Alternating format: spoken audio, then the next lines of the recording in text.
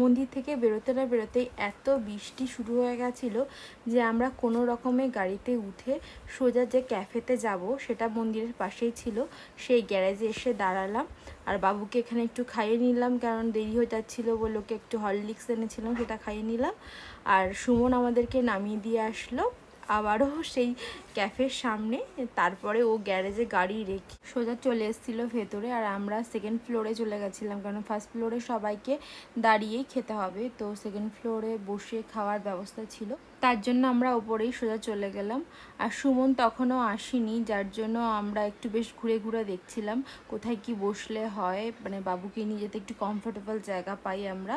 তারপরে আমরা ওয়েট করছিলাম সুমন আসলে আমরা কিছু অর্ডার করব। আর এতদিন যেহেতু বাবুর শরীরটা খারাপ ছিল, ওর মুড একেবারেই অফ ছিল, তো ওই দিন বেরিয়ে বাবু কিন্তু খুব মজা করছিল, সবাইকে পেয়েছে তো একসাথে ঘুরতে, তো বাবু ভালো। কি খাবে তুমি? মাছ কাবান খাবে?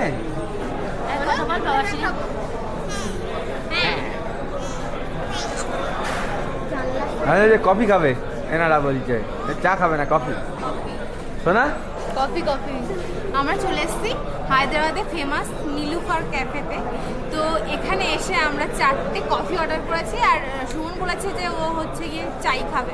একটা মাস্কাবান অর্ডার করেছি। হ্যাঁ, তো ঢোকার সময় এত বৃষ্টি, কীভাবে যে ঢুকতে হয়েছে সে কী বলবো। আর আর একটু আমি দেখে না।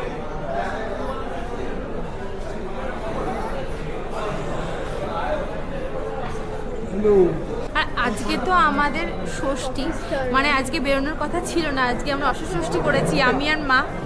এটা সম্পূর্ণ ভেজ ক্যাফে, তো তার জন্য আমরা এখানে আসলাম। বাবু বাবু হাই বল হাই।